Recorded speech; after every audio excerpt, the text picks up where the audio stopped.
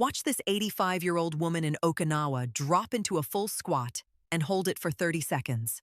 Now watch this 72-year-old American struggle to stand from a chair without using his arms. The difference isn't just shocking, it's measurable. Japanese seniors over 80 experience 40% fewer falls than their Western counterparts. 65% of elderly Japanese can perform a full squat. In America and Europe, 15%. And here's what makes this even more fascinating. The average Japanese senior performs 20 to 30 sit-to-stand transitions every single day, often without even realizing it. This isn't about genetics. It's not about some exotic supplement or ancient herb. It's about one specific movement pattern that's been engineered out of Western culture, a movement you're probably avoiding right now without even knowing it. But before I show you what that movement is, you need to understand why Western seniors are losing their range of movement in the first place. Because the answer isn't what you think. The medical term is sarcopenia, age-related muscle loss. And it's hitting Western seniors like a silent epidemic. 15 to 20% of elderly Americans and Europeans suffer from severe sarcopenia. In Japan, 10%. That's a 50% difference in muscle preservation. But the real story isn't just about what's happening to our muscles. It's about what we stopped doing decades ago. In 1950, the average Western adult dropped to the floor and stood back up 20 to 30 times per day. We sat on floor cushions, played with kids on the ground, gardened without kneeling pads. Today, 3 to 5 times, maybe. And our daily steps plummeted from 8,000 to 3,000. Your body adapts to what you demand from it. Stop asking your legs to lift your full body weight 30 times a day, and they'll forget how. This matters more now than ever, because we have too much convenience already. By 2050, 1 in 6 people globally will be over 65. Fall-related injuries already cost the U.S. healthcare system $50 billion annually. Meanwhile, Japan leads the world with a life expectancy of 84.3 years. But here's what the statistics miss. Those extra years come with mobility, independence, strength. A 90-year-old who can still squat to garden isn't just living longer. She's living better. So what exactly are Japanese seniors doing that preserves leg strength into their 90s? It starts with something you probably do wrong every single day. The secret is hiding in plain sight, literally under the feet of every traditional Japanese household. Floor sitting. That's it. That's the movement we engineered out of Western life. Traditional Japanese homes are built around tatami mats and low tables. Futons get rolled out at night, then stored away each morning. Every meal, every tea ceremony, every evening of television happens inches from the ground. Watch how she drops down. Full hip hinge, deep knee bend, core engagement to control the descent. Now watch her stand back up. That's a bodyweight squat with a 3-second eccentric phase. When you rise from the floor, you're activating your glutes, quadriceps, hamstrings, and core stabilizers through their complete range of motion. You're lifting your entire body weight against gravity with zero mechanical advantage. Now watch what happens when you stand from a Western chair. Your knees barely bend past 90 degrees. Your hips stay partially flexed. You can push off with your arms, recruit your upper body, cheat the movement entirely. We've spent the last 70 years making our furniture taller, softer, easier. Every chair became a throne. Every bed got a box spring and frame. We added grab bars, raised toilet seats, lift chairs. We thought we were adding comfort. We were actually removing the resistance training that kept our grandparents mobile. The Tokyo Metropolitan Institute of Gerontology tracked daily movement patterns in seniors across 300 households. Japanese seniors living in traditional homes averaged 23 floor transitions per day. Western seniors? 4.2. And half of those involved using furniture or walls for support. 23 bodyweight squats every single day. Not in a gym, not as exercise, as life, as the natural consequence of furniture designed for a pre-industrial body. Morning tea ceremony, 2 transitions. Preparing lunch on a low counter, 3 transitions. Afternoon rest on the futon, 2 more. Evening meal, another 2. Folding laundry while seated on tatami, 4 transitions. Your muscles don't know the difference between a gym squat and getting up to answer the door. They only know load, range of motion, and repetition. Traditional Japanese architecture accidentally created the perfect strength maintenance program. Western architecture accidentally destroyed it. But here's where it gets really interesting. Japanese seniors don't just sit on the floor. They practice a specific traditional movement that activates leg muscles even walking can't reach.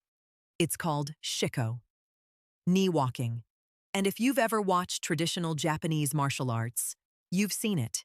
You kneel, then propel yourself forward using only your legs and core. No hands. Each step requires explosive quadriceps contraction, hip flexor engagement, and perfect balance control. Research from Osaka University shows shiko activates the vastus medialis obliques, the inner quad muscle that stabilizes your kneecap, 38% more effectively than normal walking. Most Japanese seniors don't practice martial arts, but they grew up in homes where kneeling postures were standard, where moving around while kneeling was normal. That neuromuscular pattern never left. Now watch this. She's 83. She's holding a full squat for 60 seconds. 65% of Japanese women over 80 can hold a squat for 60 seconds or longer. In Western countries, 15%. Your ability to squat isn't just about leg strength. It's a diagnostic for total body function. Can your ankles dorsiflex 20 degrees? Are your hip flexors mobile enough for deep flexion? Do your glutes fire properly? Is your core stable enough to maintain an upright torso? A squat tests everything. And Japanese seniors pass that test into their 90s because they never stop taking it. But there's another factor nobody mentions: stairs. Traditional Japanese homes have stairs. Japanese cities are built on hills with stairs connecting different levels. Train stations have stairs. Shrines have stairs. Stairs everywhere. Research from Kyoto University found that seniors who climb stairs at least 3 times daily maintain 18% better leg muscle mass than those who avoid stairs. 3 daily stair climbs. Not in a gym. Just living in an environment that hasn't been flattened for convenience. And those 6,000 to 8,000 daily steps Japanese seniors average, they're not walking on treadmills. They're navigating varied terrain, slopes, uneven surfaces, stairs. Every step requires ankle adaptation, balance correction, muscle recruitment patterns that flat, predictable surfaces never demand. Your body becomes what your environment asks of it. And Japanese environments kept asking. Now you might be thinking, this only works if you live in a traditional Japanese home. Wrong. Because what nobody talks about is how Japanese seniors maintain this strength even in modern high-rise apartments. Even in modern Tokyo apartments, you'll find something remarkable. Rooftop gardens, community plots, balcony vegetables. Gardening isn't recreation in Japan. It's cultural practice. And the research shows why that matters. Seniors who garden 3 or more hours weekly experience 27% lower mobility decline over 5 years compared to non-gardeners. You can't garden without squatting, kneeling, standing back up. Every weed pulled is a mini workout your body doesn't recognize as exercise. But movement is only half the equation. Muscle needs fuel. Japanese seniors average 1.0 to 1.2 grams of protein per kilogram of body weight daily. That's the exact range research shows optimizes muscle protein synthesis in older adults. The protein source matters too. Fish provides leucine, the amino acid that triggers muscle growth, along with omega-3 fatty acids that reduce inflammation, blocking muscle recovery. Then there's social engagement. Japanese seniors participate in community activities at 40% higher rates than Western seniors. That matters because social isolation accelerates muscle loss. Community participation reduces sarcopenia risk by 15%, independent of exercise levels. Loneliness elevates cortisol. Chronic cortisol breaks down muscle tissue and blocks protein synthesis. Connection literally preserves your muscles. And look at what they're doing together. Tai Chi. Slow, controlled movements requiring constant balance adjustment. Multiple studies show Tai Chi reduces fall risk by 45 to 50% in seniors. Not through strength alone, through proprioception, the body's sense of position in space. There's even forest bathing, Shinrin Yoku, walking slowly through forests, focusing on sensory experience. Research from Chiba University found seniors who forest bathe weekly score 23% higher on balance assessments and show lower cortisol levels affecting muscle recovery. None of these practices alone explains Japanese leg strength. It's the compound effect. Floor sitting plus gardening plus protein plus community plus balance training plus stress reduction. Each practice reinforces the others. Small advantages multiply into exponential preservation. So, the real question becomes, can you actually replicate this without moving to Japan or rebuilding your house?